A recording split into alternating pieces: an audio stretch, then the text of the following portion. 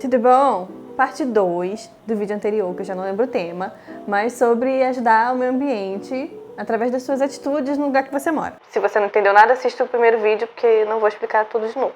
Hoje nós vamos falar sobre redução de resíduo. Então, para a gente poder ajudar na diminuição dos impactos pela exploração dos recursos naturais, a gente precisa repensar também o nosso consumo e o que a gente está fazendo em relação a isso.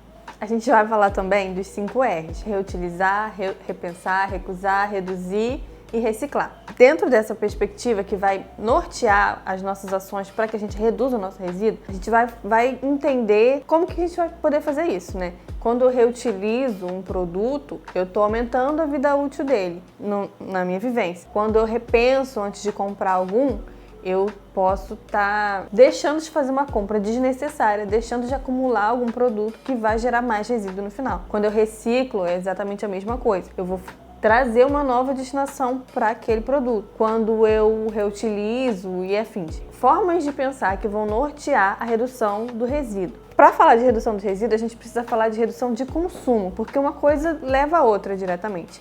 E para falar de redução de consumo, a gente tem que falar também da destinação do nosso resíduo final. Como que a gente vai dar um jeito nessa bagunça? Antes de comprar alguma coisa, a gente precisa pensar se aquilo é realmente necessário pra gente. Essa jaqueta aqui não é minha, eu roubei de uma amiga minha, nunca mais devolvi, mas ela comprou num brechó. Maravilhosa essa jaqueta. E aí eu peguei dela, nunca mais vou devolver. Passou pra mim, eu vou usar por muito tempo, e aí quando não der mais pra mim, eu vou dar pra outra pessoa, então a gente vai ver o que a gente vai fazer com ela, ou customiza, ou qualquer coisa, para que o produto ele dure mais tempo sendo usado, para que ele seja utilizado por mais tempo, aumentando a vida útil dele e diminuindo a quantidade de resíduos. Isso serve para qualquer coisa que a gente vai comprar: roupa, sapato, bolsa, coisas no mercado. Quando a gente vai numa seção de mercado e percebe que não precisa de tanta coisa quanto normalmente compraria só por impulso ou só por vontade, a gente reduz a nossa quantidade de resíduo, de lixo, seja lixo plástico ou qualquer outro tipo de embalagem, qualquer outro tipo de resíduo. Quando a gente faz isso, repensa, a gente já diminui uma quantidade significativa de resíduo.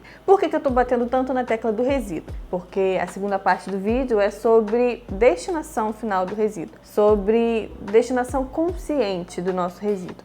A gente entende que, pelo menos na Baixada Fluminense, a coleta seletiva é uma coisa que não funciona.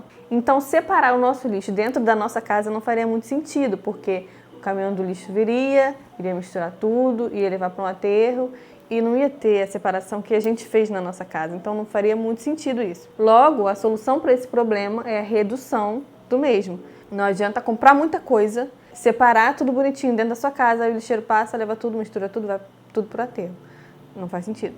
Segundo a Política Nacional de Resíduos Sólidos, o processo de destinação final de um resíduo passa por reciclagem, compostagem, reaproveitamento energético, até se esgotarem todas as possibilidades de reutilização daquele produto. Então, depois de passar por todas essas fases, ele é enfim destinado para um aterro. E aí, eu queria aproveitar o finalzinho desse vídeo para poder explicar para vocês rapidinho a diferença de aterro sanitário, aterro controlado e lixão, né?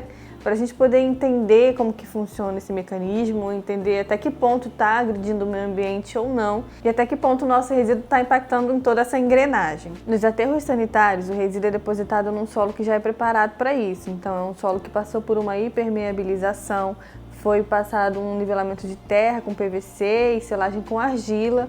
Além disso, drenagem para poder captar o chorume, que é o resíduo, o resto líquido do resíduo. É um ambiente controlado, é um ambiente impermeabilizado e preparado para receber resíduo.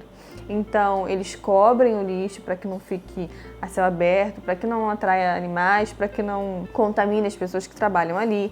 Existem modelos, se a gente pode dizer assim, de aterro sanitário. São tipos diferentes. Tem um que chama bolo de noivo, porque ele é todo assim, em camadas, e ele é muito bem preparado, é até bonito. Quem passa assim, se não fosse o cheiro, não ia saber. Então, é uma coisa muito bem feita, muito preparada e ambientalmente correta. Quando a gente fala de um aterro controlado, é diferente, porque era um ambiente não controlado no início. Então, o lixo era depositado ali de forma irregular, de forma não preparada, sem impermeabilização da terra, sem captação de chorume, sem posterior tratamento de chorume, sem nada. Era como se fosse um lixão, que posteriormente virou um aterro sanitário, só que um aterro controlado.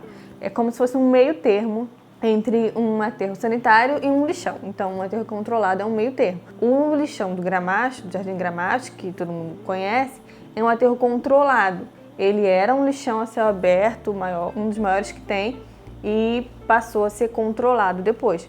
Ou seja, já tem uma cobertura de terra por cima do resíduo, já tem um tratamento melhor do chorume, mas ainda assim é um dos maiores contaminantes ali da Baía de Guanabara, então muita coisa errada ali. Ele é controlado, não é um aterro sanitário e também não é mais um lixão. Já um lixão são grandes depósitos de lixo a céu aberto, causando risco para várias esferas, para pessoas que vão ali para pegar coisas para se manter, pessoas que não têm nada, catadores, risco de contaminação por causa de resíduo hospitalar, que vai para lá, um monte de coisa. Visto que essa destinação do lixo para um lixão não tem nenhum critério sanitário, ele contamina todas as esferas, o ar, o solo, o lençol freático, o que gera danos para todas as pessoas do entorno e para quem não está no entorno também, porque é uma contaminação que ela se move, ela não é estática, ela não é engessada. Então, se eu contamino um lençol freático com o chorume de um lixão, aquilo ali pode infectar pessoas ao redor e depois disso, longe disso.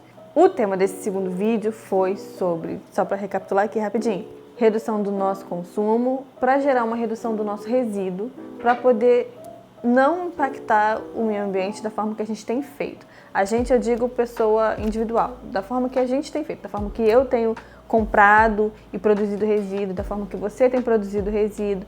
Então, para a gente poder dar uma repensada nisso, perceber se dá para mudar alguma coisa, diminuir alguma coisa, porque muitas pessoas fazendo a mesma coisa geram mudança, né? Para a gente poder reduzir, repensar, reutilizar, reciclar e fazer umas outras coisas que eu esqueci. Eu não consigo gravar os 5 R's, mas é isso, todo mundo entendeu. Paz, até o próximo vídeo.